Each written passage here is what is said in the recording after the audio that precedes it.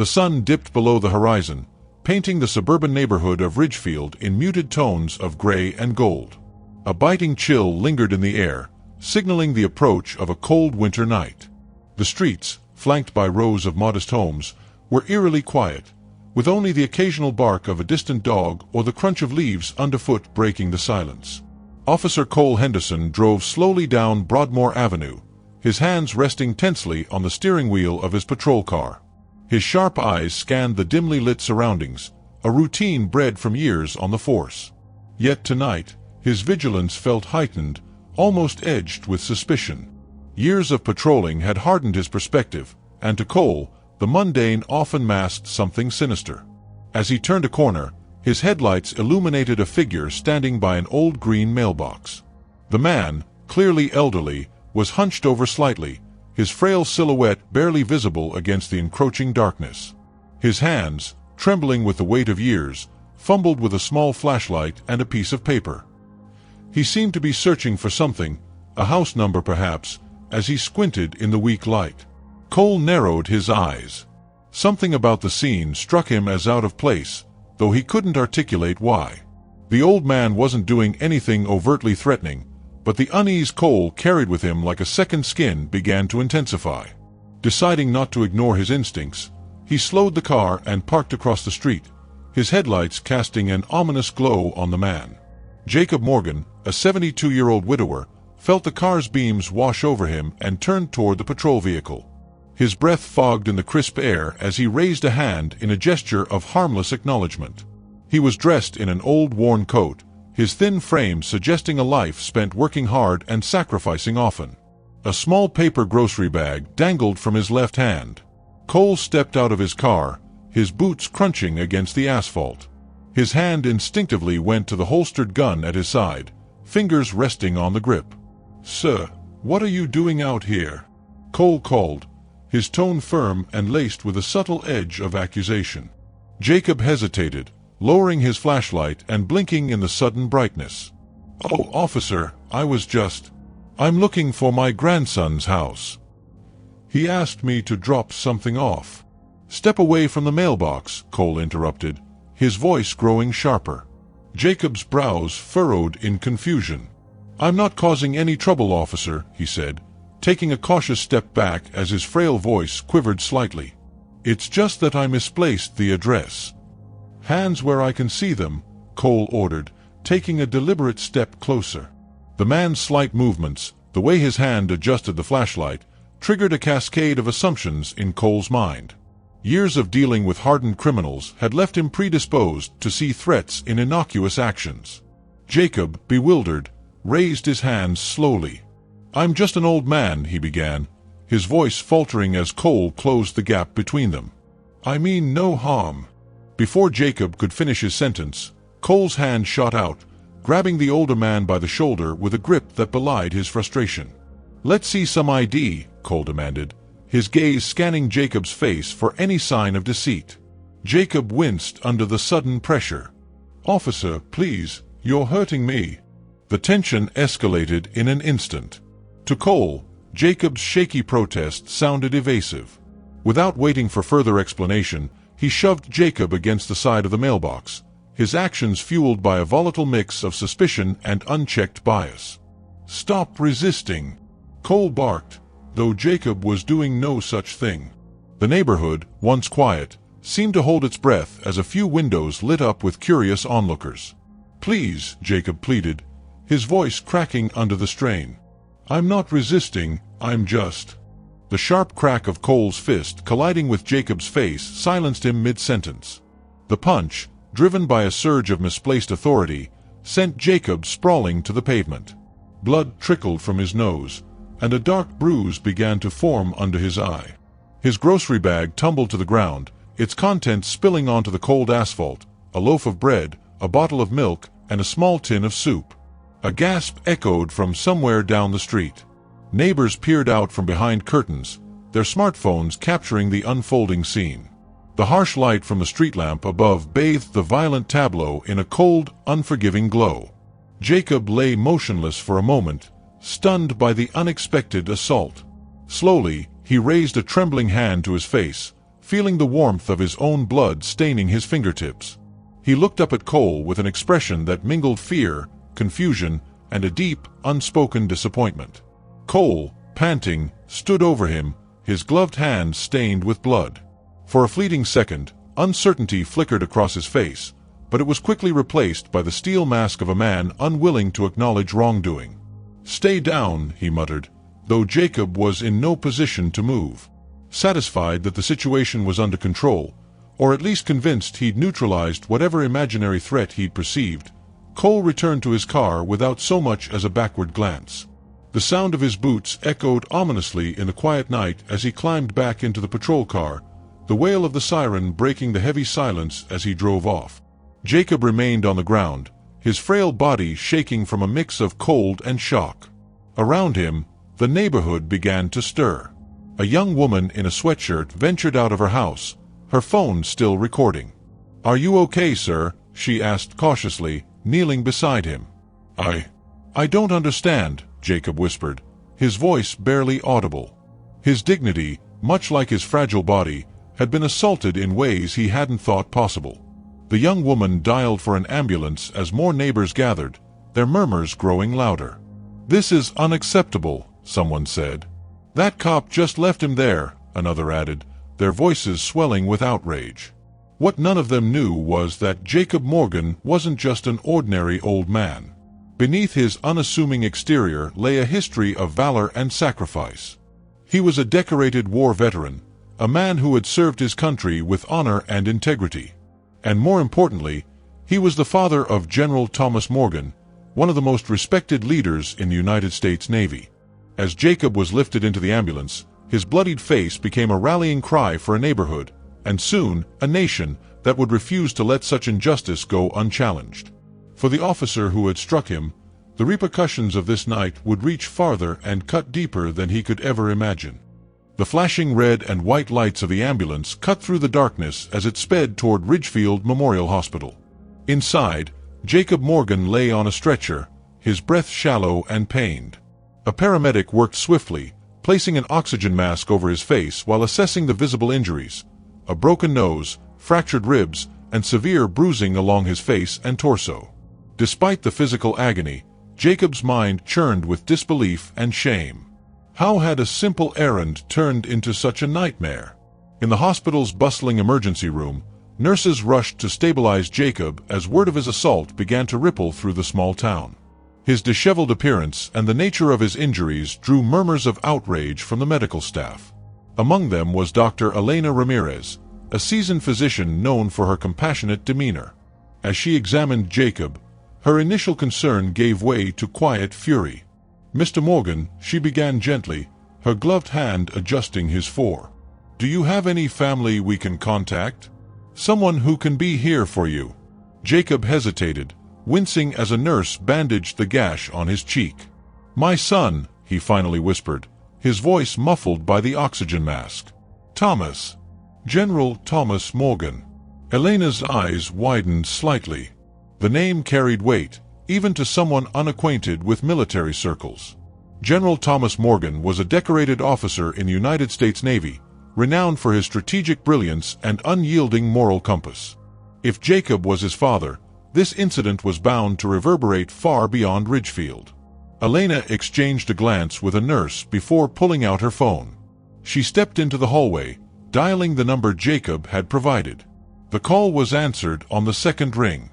"This is General Morgan," came a commanding voice, calm but firm. "General Morgan, this is Dr. Ramirez from Ridgefield Memorial Hospital," Elena began, choosing her words carefully. "I'm calling about your father. He's been admitted following an assault." "What?" The general's voice, sharp with alarm, interrupted her. "Assault?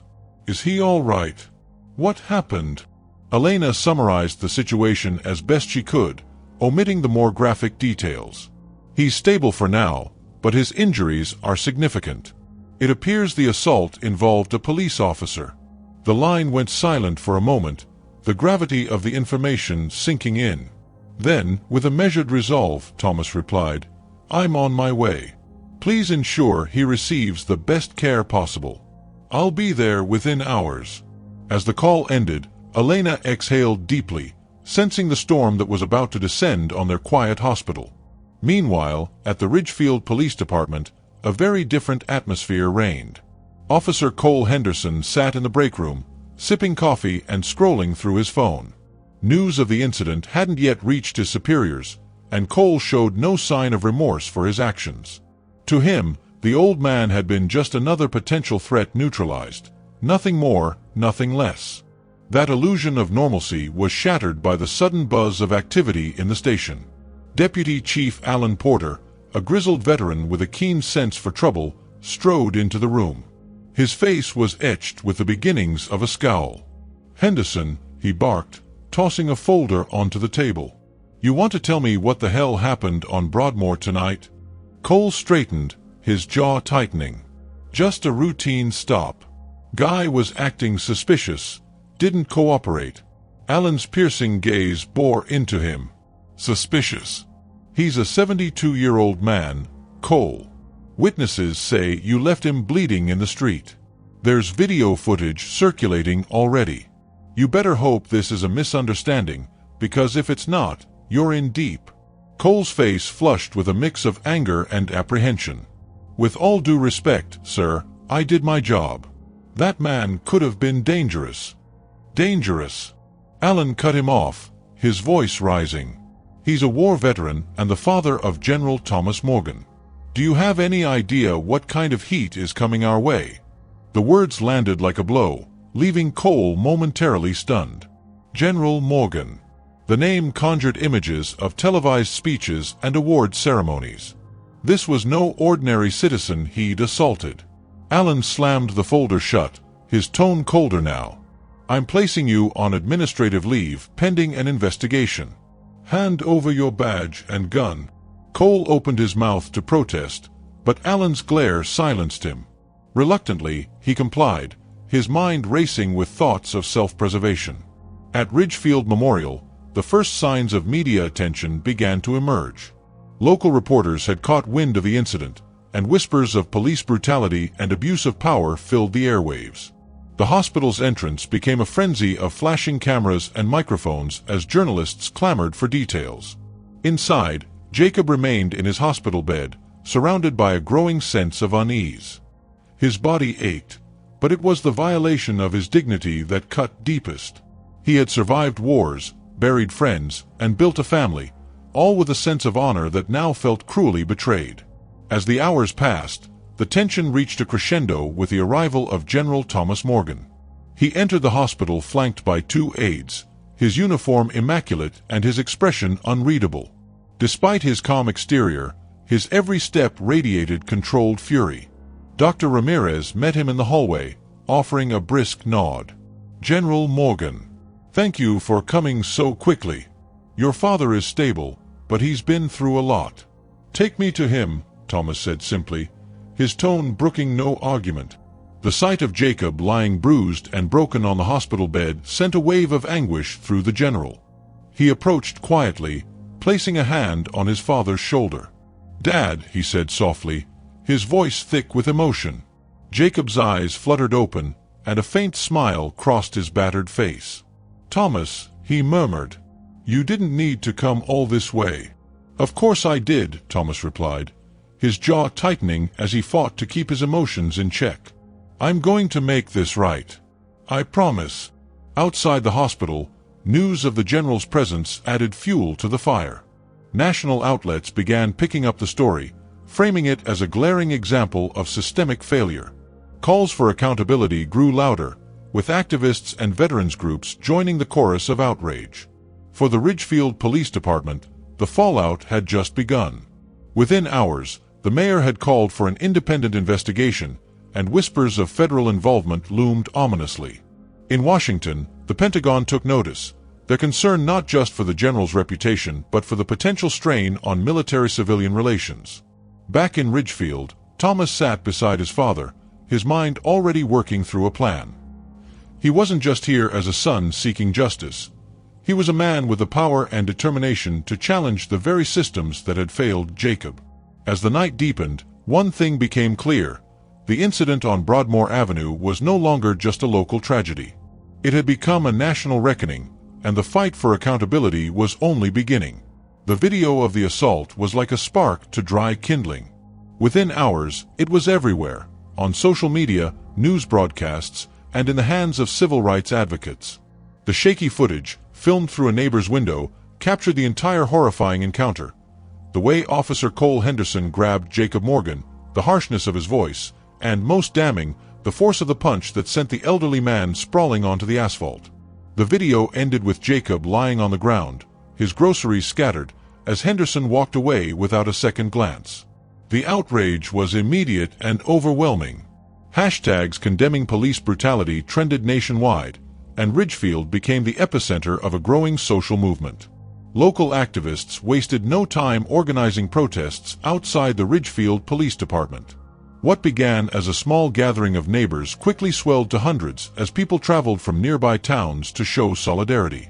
"Justice for Jacob," the crowd chanted, their voices reverberating off the brick walls of the station.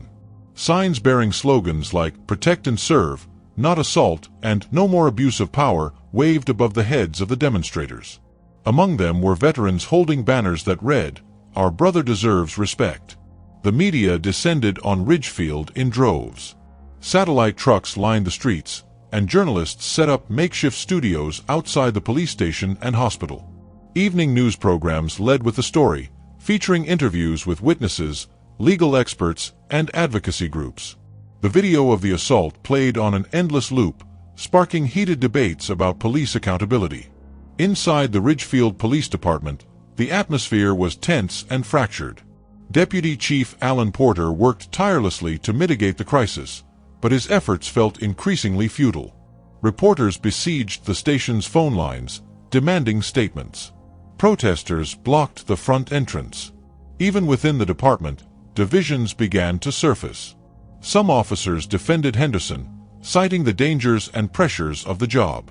Others, however, couldn't condone his actions. "We're supposed to protect people, not beat them," muttered Officer Jessica Tran to her colleagues in the break room. "Especially not someone like Jacob Morgan. He's a war hero, for God's sake." The mounting pressure forced the department to act. In a hastily arranged press conference, Chief of Police Brian Keller addressed the media. Standing behind a podium in the station's lobby, his face was a mask of weariness and strain. "We are deeply concerned by the incident involving Officer Henderson and Mr. Jacob Morgan," Keller began, his voice measured but faltering under the weight of the scrutiny. "An independent investigation has been launched to determine the facts and ensure accountability. Officer Henderson has been placed on administrative leave." The statement did little to quell the outrage. Reporters bombarded Keller with questions, their voices overlapping. "What about the video evidence? Why wasn't Henderson arrested? Does this reflect a systemic issue within your department?" Keller's evasive responses only fueled the perception of a cover-up. Outside, the protests grew louder, and calls for Henderson's arrest became a deafening chorus. At Ridgefield Memorial Hospital, Jacob Morgan's room had become a symbol of the broader fight. Reporters camped outside, hoping to catch a glimpse of General Thomas Morgan, whose presence had added an undeniable gravity to the situation. Inside, Jacob's condition slowly improved under the watchful eyes of the medical staff, but the emotional toll of the ordeal was evident. Thomas remained by his father's side, a steady pillar of support. Despite his composed exterior, the general was acutely aware of the stakes. This wasn't just about Jacob, it was about holding the systems that allowed such an assault accountable. On the third day after the incident, Thomas emerged from the hospital for the first time to address the growing crowd of reporters. Dressed in his naval uniform, he stepped up to a podium hastily erected in the hospital parking lot. Cameras clicked furiously as he surveyed the sea of faces before him. "My father, Jacob Morgan, is a man of integrity, courage, and service," Thomas began, his voice resonant and steady. "He has dedicated his life to his family, his community, and his country. What happened to him 3 nights ago is an affront not only to his dignity but to the principles of justice and fairness we hold dear." The crowd listened intently, hanging on his every word. "This is not just about one officer's actions," Thomas continued. "This is about a system that allowed those actions to occur unchecked. Accountability must be enforced. Reform must be pursued. And justice must prevail, not just for my father, but for every citizen who has faced similar injustices. As he finished, the crowd erupted into applause, and the footage of his speech quickly went viral. Thomas's words, measured yet impassioned, struck a chord with the nation. Social media lit up with renewed calls for action, and petitions demanding reforms in Ridgefield's police department amassed thousands of signatures within hours. Back at the police department, the mood had shifted from tension to crisis. Alan Porter watched the news coverage with a sinking feeling. The footage of General Morgan's speech was followed by interviews with legal analysts predicting a federal investigation and activists demanding sweeping changes.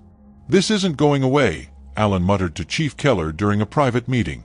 "If we don't get ahead of this, the department's credibility will be in shreds." Keller nodded grimly. "We need transparency. Bring in the feds if we have to. But we also need to take responsibility for Henderson's actions." Meanwhile, Henderson himself was holed up in his modest apartment, his phone buzzing relentlessly with calls and messages. Some were from supporters, but most were scathing condemnations. He turned on the television only to see his own face plastered across the screen, accompanied by headlines like, "Police brutality sparks national outrage." Henderson's initial bravado was crumbling under the weight of the backlash. He avoided his neighbors, who eyed him with a mix of suspicion and disdain. He couldn't ignore the growing realization that his career, and perhaps his freedom, was on the line. As the week progressed, the protests reached a fever pitch. Ridgefield City Hall became the epicenter of demonstrations, with activists calling for immediate reforms. Politicians, sensing the shifting tides, began issuing statements of solidarity with the protesters. The mayor announced plans to meet with community leaders to discuss police accountability measures. Even Washington, D.C., took notice. A spokesperson for the White House expressed deep concern over the incident, signaling the potential for federal involvement. Rumors swirled that congressional hearings on police reform could be in the works, using Jacob Morgan's case as a rallying point. Amid the chaos, Jacob's quiet resilience served as a poignant reminder of what was at stake. One evening, as Thomas sat beside him, Jacob spoke in a voice still frail but resolute. "This isn't just about me, Thomas. If something good can come out of this, if it can stop this from happening to someone else, it'll be worth it."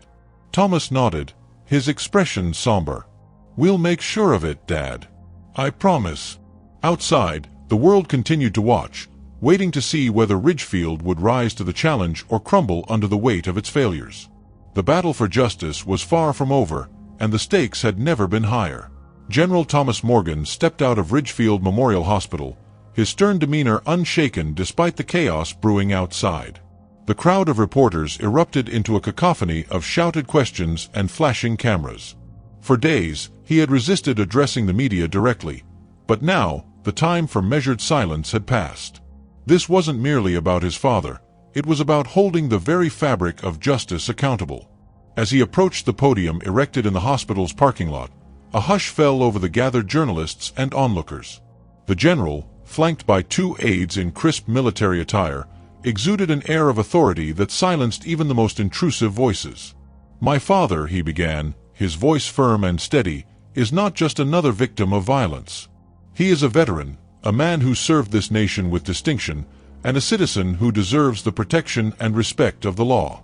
What happened to him was a betrayal, not just of his rights, but of the trust between the people and those sworn to protect them." The crowd hung on his every word, the weight of his military accolades lending an irrefutable gravity to his statement. But this is not about Jacob Morgan alone. This is about a system that failed him, a system that has failed countless others before him. The officer responsible for this assault must face the full extent of the law, and this department must undergo serious reforms. Anything less is unacceptable. The applause that followed was thunderous, but Thomas wasn't finished. "I urge the people of Ridgefield, and indeed this nation, to channel their outrage into meaningful change. Protest peacefully, demand accountability, and ensure that no one else suffers as my father has." Inside City Hall, the mayor and police chief were scrambling to contain the fallout. The protests outside the Ridgefield Police Department had grown into a sprawling demonstration that now included activists, veterans, and families of past victims of police violence. Pressure from national media and federal authorities loomed large over every decision. Mayor Linda Cartwright sat at the head of a long conference table, flanked by her staff and advisors. Across from her, Chief Brian Keller looked haggard, his usual composure replaced with visible stress. General Morgan's statement has turned this into a national crisis, Cartwright said, flipping through a stack of printed headlines. Systemic failure. How Ridgefield became ground zero for reform. She read one aloud with a grimace. We can't ignore this any longer. The public wants action. Keller bristled. We're cooperating with the independent investigation. Henderson's been suspended. What more can we do? Cartwright shot him a sharp look. That's not enough. This isn't just about Henderson, it's about the culture in your department. We need transparency, reforms, and visible accountability. I want to see plans for retraining programs, mandatory body cameras, and a civilian oversight board. Keller's shoulders sagged. He had spent decades building Ridgefield's police department, but now it felt like it was unraveling under his watch. I'll put together a proposal, he muttered, though his tone carried little enthusiasm. At the hospital, Jacob Morgan's room had become a focal point for visitors offering support. Among them were representatives from veterans groups, civil rights organizations, and community leaders. Each expressed solidarity, their presence a testament to the breadth of the outrage Jacob's assault had ignited. Jacob, though still frail, had begun to find his voice again. As Thomas stood by his bedside, Jacob turned to him with a determined expression. Son, he said, his voice raspy but firm, you've always fought for what's right. Don't let them sweep this under the rug. Thomas nodded, his resolve steeled by his father's words. I won't, Dad. This isn't just a battle, it's a war for justice. And we'll fight it together. That evening, Thomas convened a private meeting with local activists and legal experts. They gathered in a quiet corner of the hospital's cafeteria, their conversation focused and intense. We need a strategy, Thomas began, addressing the group. The protests are powerful, but they need direction. What specific reforms do we demand? How do we ensure the investigation isn't just a formality? One of the activists, a young woman named Layla Ruiz, leaned forward. We push for a public hearing. Put the department's leadership under scrutiny. Make them answer for the lack of oversight that allowed this to happen. A civil rights attorney chimed in. And we need to press for charges against Henderson, not just administrative leave. The video evidence is damning. If we let him walk away with a slap on the wrist, this whole movement loses credibility. Thomas nodded, absorbing their input. Then that's our course of action. We'll mobilize the community, coordinate with national advocacy groups, and make sure this case doesn't get buried. Meanwhile, Cole Henderson's world was collapsing. The video of his assault on Jacob Morgan had not only ended his career, but also made him a pariah. Protesters had gathered outside his home, their chants echoing through his windows. He avoided the news, but the weight of public condemnation was inescapable. His attorney, a grizzled man named Malcolm Trent, visited him to discuss his legal options.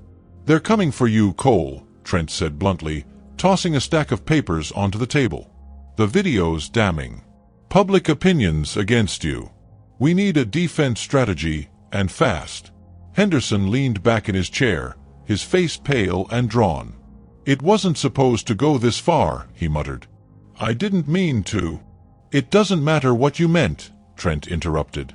What matters is what's on that video. You're looking at assault charges, maybe worse. And don't expect any help from the department. They're already distancing themselves from you. For the first time, Henderson felt the full weight of his actions. He had been confident in his authority, certain he was untouchable. Now, he realized he was alone, the system he once served ready to discard him to save itself. As the protests continued to swell, pressure mounted on the local government to take decisive action. The independent investigation into the Ridgefield Police Department expanded to include past complaints against officers, uncovering a troubling pattern of misconduct. Henderson's case was no longer an isolated incident. It had become the tipping point for a broader reckoning. The mayor announced a town hall meeting to address the community's concerns, but the event quickly turned into a heated confrontation. Residents shared stories of harassment and neglect, their voices rising in anger as officials tried to respond. General Morgan's presence at the meeting only heightened the tension, his stern gaze a constant reminder of the stakes. "This isn't just about fixing a department," Thomas said during the meeting. "It's about rebuilding trust that has been shattered by years of neglect and abuse. The people of Ridgefield deserve better, and I will not rest until they get it." As the meeting ended, the path forward remained uncertain. But one thing was clear: Ridgefield was at a crossroads, and the choices made in the coming days would resonate far beyond its quiet streets. For Jacob Morgan, his family, and the community that now rallied around him, the fight for justice was far from over. The Ridgefield Police Department had become a fortress under siege. Every morning brought a fresh wave of protesters chanting for justice, their voices growing louder as the national media amplified the incident. Inside, the once united precinct fractured under the pressure. Alliances shifted, and the tension between reformers and traditionalists deepened with each passing day. In the break room, Officer Jessica Tran, a veteran known for her integrity, confronted a group of her colleagues. "We can't keep pretending this is just about one bad decision," she said, her voice firm but measured. "Henderson's actions were inexcusable, but the cracks in this department go much deeper. We've ignored too many warning signs for too long." Her words landed heavily, but not everyone agreed. Officer Mark Daniels, a longtime ally of Henderson, scoffed. "You sound like the protesters out there," he shot back. "You think you know better than the people risking their lives on these streets every day?" Jessica's jaw tightened. "This isn't about risking lives, Mark. It's about accountability. If we don't clean this up ourselves, the feds will do it for us. And they won't be kind about it." The room fell silent, the unspoken fear of federal intervention hanging over them like a storm cloud. Rumors of an imminent Department of Justice investigation had already begun to circulate, and the prospect of external scrutiny left even the department's staunchest defenders uneasy. Deputy Chief Alan Porter, caught between the demands of his officers and the growing public outcry, convened a meeting with the department's leadership. The conference room was filled with tension as he addressed the room. "We're running out of time to get ahead of this," Alan began, his tone grim. "The mayor wants a complete overhaul of our training protocols, mandatory body cameras, and a civilian oversight board. We need to make concessions before we're forced into something worse." Chief Keller, seated at the head of the table, looked weary. "You think throwing Henderson to the wolves will fix this?" he asked, his voice laced with frustration. "The public's out for blood. No reform will satisfy them." Alan leaned forward, his voice hardening. "It's not just about Henderson anymore, Brian. It's about restoring trust. If we don't show we're serious about change, we won't just lose public support, we'll lose the department." The room erupted into debate, the voices of senior officers clashing over strategy. But Alan's warning cut through the noise. The department was at a breaking point, and denial was no longer an option. Meanwhile, the independent investigation into Officer Henderson's record uncovered a disturbing pattern of misconduct. Complaints of excessive force, racial profiling, and verbal abuse, previously buried under bureaucratic red tape, began to resurface. Investigators also discovered instances where colleagues had covered for Henderson, falsifying reports to shield him from consequences. These revelations sent shockwaves through the department. Officers who had quietly enabled Henderson now faced the prospect of disciplinary action, and the rank and file grew increasingly divided.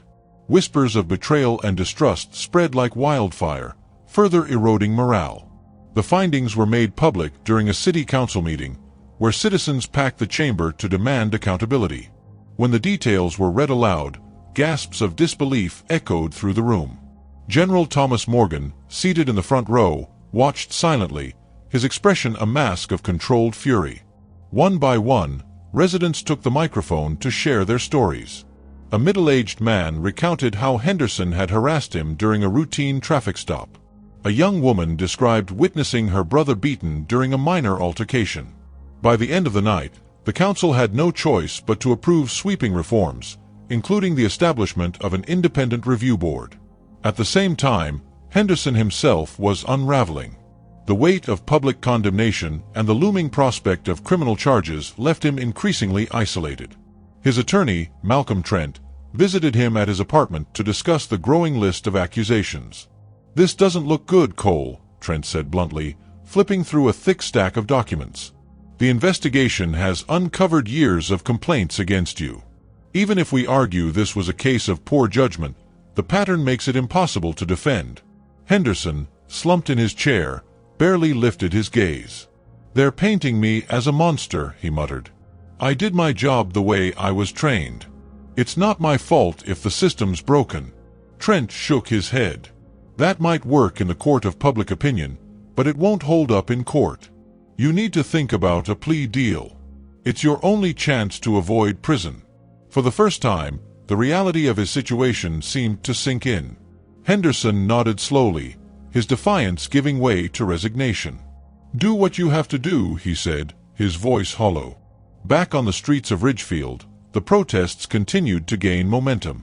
Activists from across the country arrived to join the demonstrations, transforming the movement into a national call for police reform.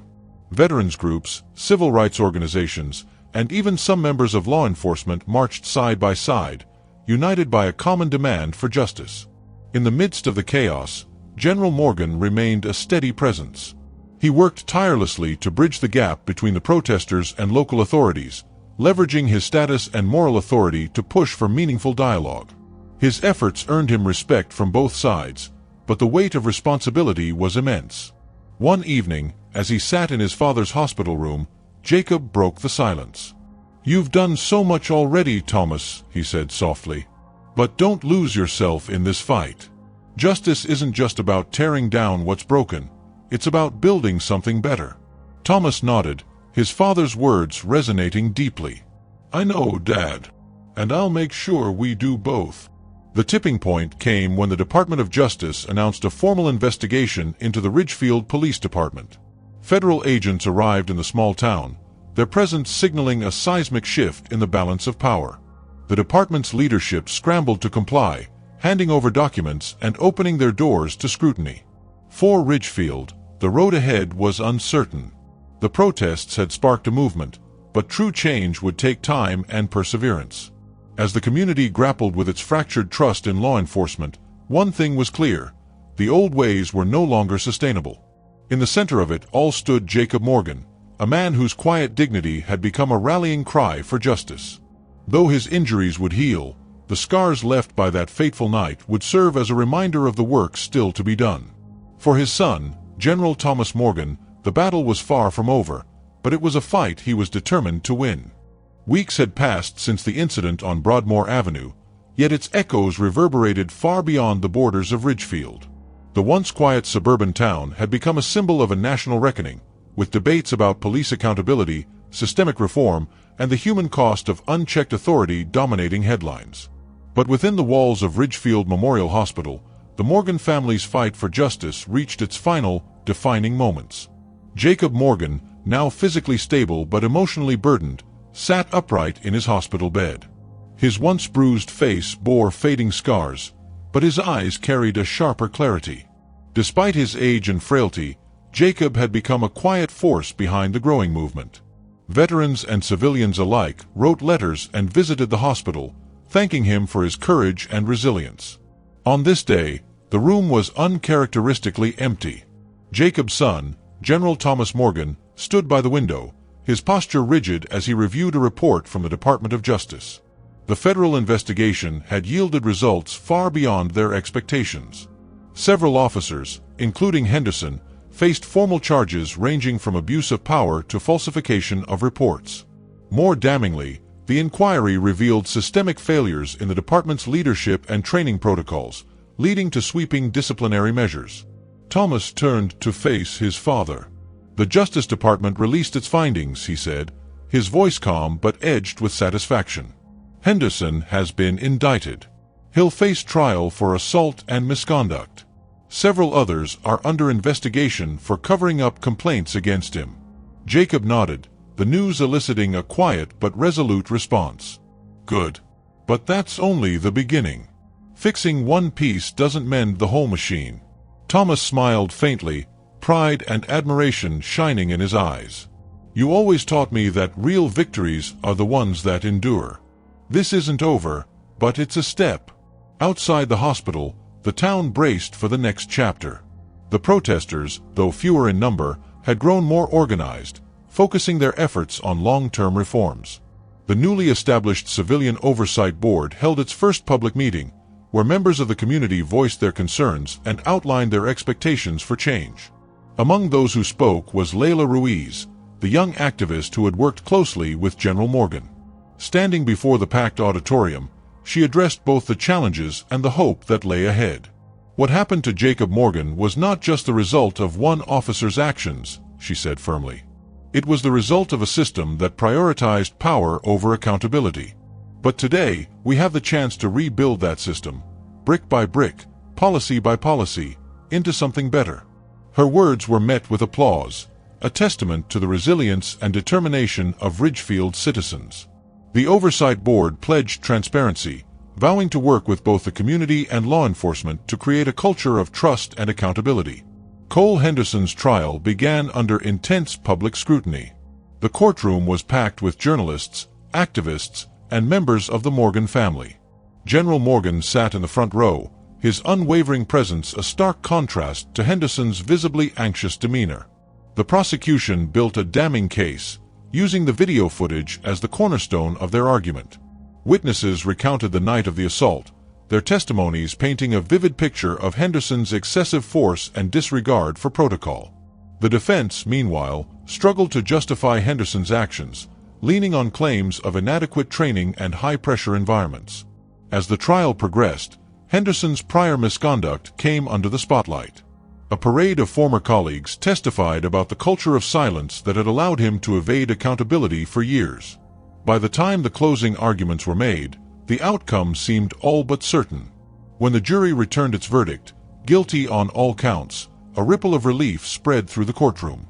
Henderson was sentenced to serve time in federal prison, a ruling that symbolized more than just punishment for one man. It was a clear message that no one was above the law. For Jacob Morgan, the news of the verdict brought a sense of closure, but not celebration. As he prepared to leave the hospital, aided by his son, he reflected on the journey that had brought them here. "It's not about revenge," he said softly as Thomas helped him into a wheelchair. "It's about making sure this doesn't happen again." Thomas placed a reassuring hand on his father's shoulder. "And because of you, Dad, it won't. At least not without a fight."